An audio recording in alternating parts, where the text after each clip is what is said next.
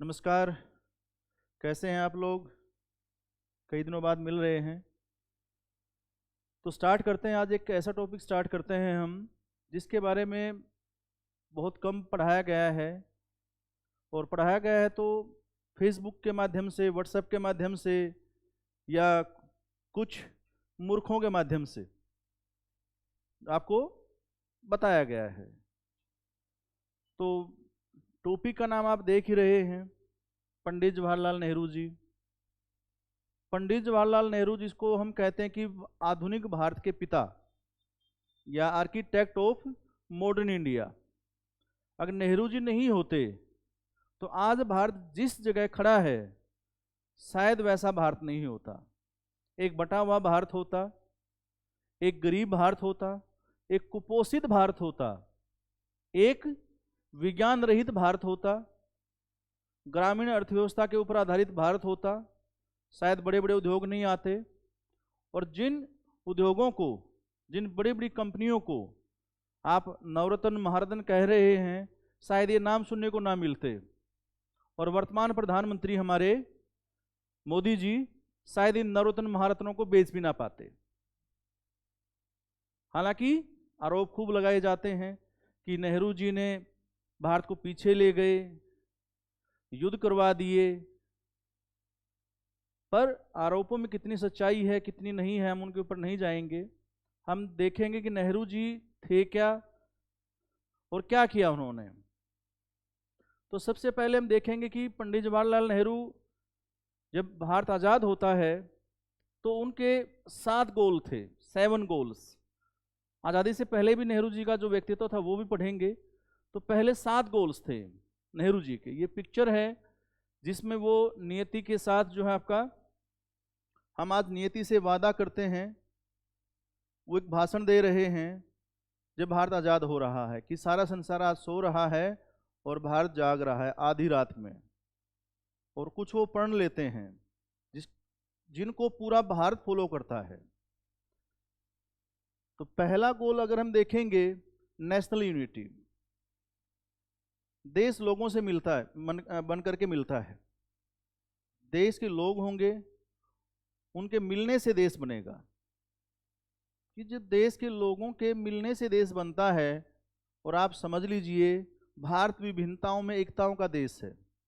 विभिन्नताएं आप देख रहे हैं, विभिन्न धर्म के लोग, और एकता भी आप देख रहे हैं, गंगा जामनी जो तहजीब है, सब मिल करके रह रहे हैं।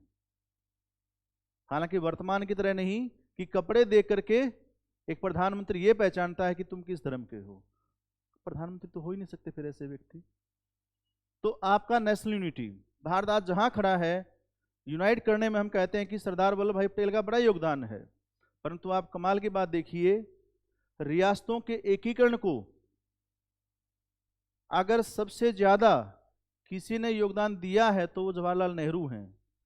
और कमाल की बात यह भी है, शायद आप जानते नहीं होंगे, नेहरू जी ही एकमात्र ऐसे व्यक्ति हैं जो रियासतों के एकीकरण करने के क्रम में जेल में गए थे, बाकी कोई नहीं गया। और नेहरू जी ही पहले व्यक्ति हैं जो कहते हैं कि आधुनिक जो सामंत हैं, नरेश हैं, मीन्स राजा जो हैं, उनमें मेरा कोई विश्वास नहीं है, मेरा विश्वास आमजन में है। और शायद ये पहले ही व्यक्ति हैं जो ये वकालत कर देते हैं कि भारतीय रियासतें भारत का अभिन्न अंग होंगी। हालांकि पटेल जी का योगदान भी अविस्मरणीय है, परंतु उनसे बड़ा योगदान नेहरू जी का है। अखिल भारतीय जो जन कॉन्फ्रेंस सम्मेलन होता है उस 46 तक वो चलता है। 97 में एस्टेब्लिश होता है और 46 तक चलता है। 1939 में वो उसके अध्यक्ष बन जाते हैं। सॉरी, 46 नहीं, बाद तक चलता है, 46 के बाद भी।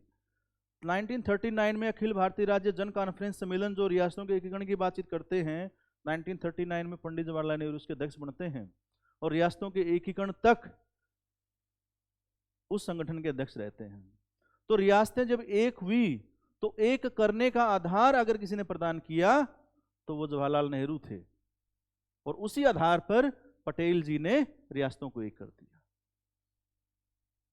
दूसरा आप देखेंगे, अगर हम गोल में ही देखें, पार्लियामेंट्री डेमोक्रेसी। सबको पता है कि भारत में संसदीय लोकतंत्र है, और संसदीय लोकतंत्र को अगर वास्तविक रूप में अगर भारत में किसी ने जिया है और भारत में अगर किसी ने लागू किया है तो नेहरू जी थे। आजादी के बाद चाहते तो खुद अपनी सरकार बना सकते थे, परंतु सामूहिक सरकार बनाई जिसमें श्यामा प्रसाद मुखर्जी भी शामिल थे। डॉक्टर श्यामा प्रसाद मुखर्जी, हमारे आदरणीय डॉक्टर भीमराव अम्बेडकर जी भी शामिल थे। और हालांकि नेहरू जी ये जानते थे कि श्यामा प्रसाद मुखर्जी, आरएसएस, हिंदू महासभा, इन्होंने भारत छोड़ो आंदोलन का विरोध किया था। उसके बावजूद भी नेहरू जी चाहते थे कि भारत एक हो और उस डेमोक्रेसी में सबका प्रतिनिधित्व हो, भले ही किसी ने भारतीयों की आजादी का विरोध किया हो, है तो वो भारतीय ही, शायद किसी कारणवश किया हो। उसके बाद देखेंगे इंडस्ट्रियलाइजेशन। भारत जहां खड़ा है उसके पीछे नेहरू जी का बड़ा योगदान है। वो आधुनिक जो बड़े बड़े उद्योग हैं उनको क्या कहते थे? आधुनिक भारत के मंदिर। आज तो हम मंदिर को लेकर लड़ते रहते हैं। कौन से मंदिर को लेकर के? जहां की दान पेटी में करोड़ों रुपए रहते हैं और वो दान पता नहीं कहां चला जाता है। असली जो मंदिर थे, जो आधुनिक भारत जिन्होंने बनाया, जिन्होंने लोगों को रोजगार दिया, आज तो बागेश्वर धाम वाले मंदिर चल रहे हैं। जहां जाओगे आशीर्वाद लोगे और आशीर्वाद लेते ही आप ओम नमः शिवाय चले गए ऊपर। अभी कल की खबर है कि एक महिला आई थी कि मुझे बचा लेंगे बाबा जी। बाबा जी का हाथ रखते वो सुरक्षित हार गई। पाखंडियों से बचिए। इन्हीं पाखंडों को दूर करने के लिए औद्योगिकरण की बातचीत करते हैं और जिन पीएसयू को, पब्लिक सेक्टर अंडरटेकिंग्स को, सेल, भेल, गेल, जिनकी बातचीत आप करते हैं, जिन्होंने लाखों लोगों को रोजगार दिया, उन्हीं को तो आज मोदी जी बेच रहे हैं। नेहरू जी नहीं होते तो किसको बेचते? और नेहरू जी को गाली देकर के बेच रहे हैं। कमाल की बात है। और एक बड़ा मूर्खों का वर्ग आज भी गाली दे रहा उनको। सोशलिज्म। नेहरू जी जानते थे अगर भारत में पूंजीवाद आ गया, पूंजीवादी व्यापारी जो होते हैं, पूंजीपति होते हैं, केवल अपना लाभ सोचते हैं। आज देखिए भारत की 72% एमएसएमई, छोटे छोटे जो उद्योग हैं, वो घाटे में हैं। और भारत का एक बड़ा पूंजीपति 800 गुना की रफ्तार से तेजी से, अडानी जी जिसका नाम सुनते ही हैं, बहुत तेजी से आगे बढ़ रहा है। किसका हाथ है? अखबारों में तो यही आता कि मोदी जी के छोटे बड़े भाई हैं। पता नहीं है कि नहीं है भाई। मोदी जी का साथ है, परछाई है मोदी जी उनकी, भगवान जाने क्या है। बट आप जान रहे हैं कि जहां छोटे छोटे उद्योग आज पस्त हैं, उसी समय आप देखेंगे जब आजादी के समय अगर यही उद्योगपति आ जाते तो भारत को निगल जाते। ये भस्मासुर हैं भारत के, अडानी जैसे लोग जो पूरे भारत को निगलने के लिए तैयार बैठे थे। परंतु नेहरू जी ने क्या था? आप कहते हैं कि नेहरू जी बहुत पैसे में पैदा हुए, तो फिर सोशलिज्म क्यों लाए? उद्योगपतियों को लेकर के आते। नेहरू जी जान गए थे भारत के लोगों की इच्छा क्या है, भारत का विकास कैसे होगा। समाजवाद, यानी कि सबका समान रूप से विकास। उद्योगों पर राज्य का नियंत्रण होगा, केंद्र सरकार का नियंत्रण होगा, और राज्य जो है आपका जनहित में उन संसाधनों को, उद्योगों को जनहित में प्रयोग करेगी। तो संसाधनों पर जनहित का नियंत्रण किया गया।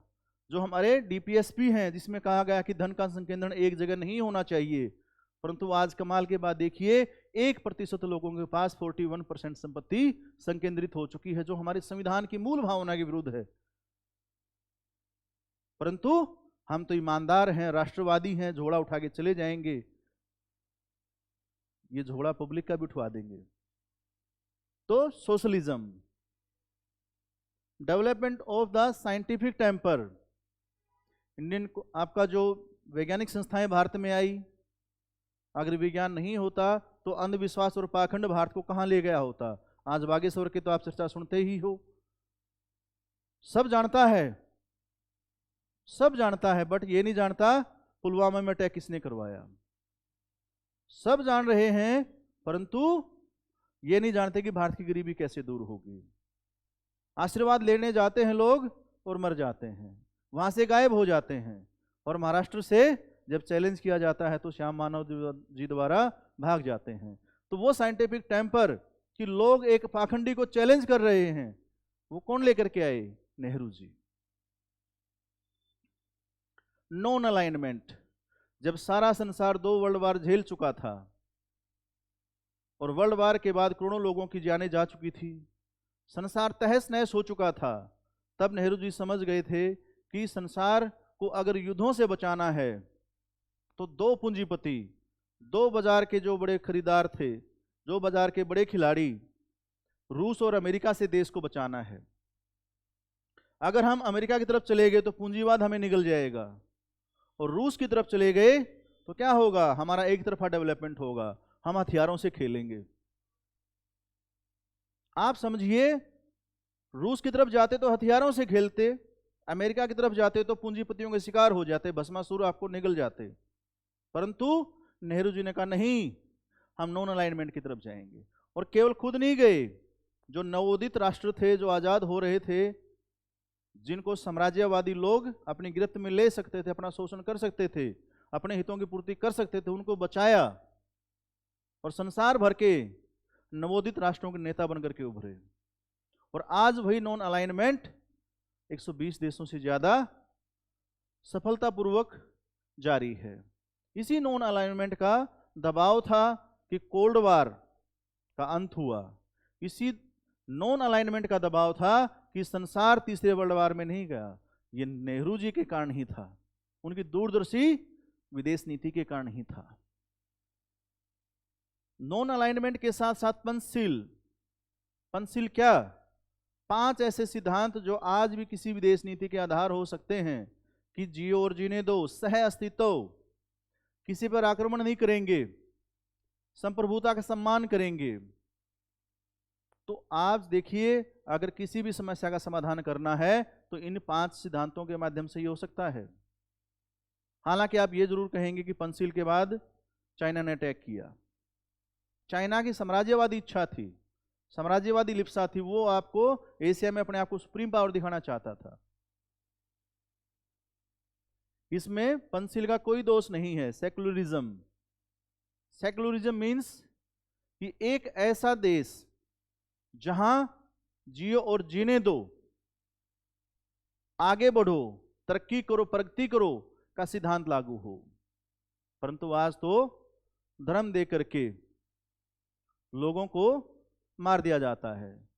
हालांकि कुछ बुलडोजर तो धर्म भी नहीं देखते। अभी हाल ही में कानपुर देहात में गरीब ब्राह्मण परिवार को उस बुलडोजर के अन्याय के आगे पस्त हो जाना पड़ा। अगर हम सेकुलर होते तो ये बुलडोजर ना होते। बुलडोजरों से बचना है, अन्याय से बचना है। बुलडोजर अन्याय का प्रतीक है, अराजकता का प्रतीक है, और बुलडोजर का समर्थन करने वाले मानसिक रूप से विकृत हो चुके हैं, यानी कि उनको इडियट ही कह सकते हैं हम। और उसमें बड़ा एक वर्ग है हमारा बड़ा वर्ग, मीडिया का भी, खास मीडिया तो कुछ है ही नहीं, वो तो गुलामों का एक टोल है जिनकी आत्माएं मर चुकी हैं। बस वो अपना शरीर का मांस का लोथड़ा लेके घूम रहे हैं, आत्मा विहीन व्यक्ति हैं वो लोग, उनकी क्या बातचीत करें। तो ये आपका नेहरू जी के बारे में। अब नेहरू जी के बारे में मैं पढ़ रहा था तो यूनिवर्सिटी ऑफ ब्रुसेल्स के एक प्रोफेसर हैं, उन्होंने बड़ा अच्छा लिखा है, तो अब हम उसको करते हैं। तो उसको हम पार्ट 2 में करेंगे, मतलब लंबा हो जाएगा। तो पहले हम पार्ट 1 समझा, थोड़ा थोड़ा बेसिक नेहरू जी के बारे में। अब हम पार्ट 2 में यूनिवर्सिटी ऑफ ब्रुसेल्स के जो प्रोफेसर हैं उसके बारे में पढ़ेंगे। तो थोड़ी देर बाद हम आपको क्लास स्टार्ट करते हैं। धन्यवाद, क्लास में बने रहिएगा, थोड़ी देर बाद आपको क्लास स्टार्ट होगी। नमस्कार, जय हिंद, जय भारत, जय भीम।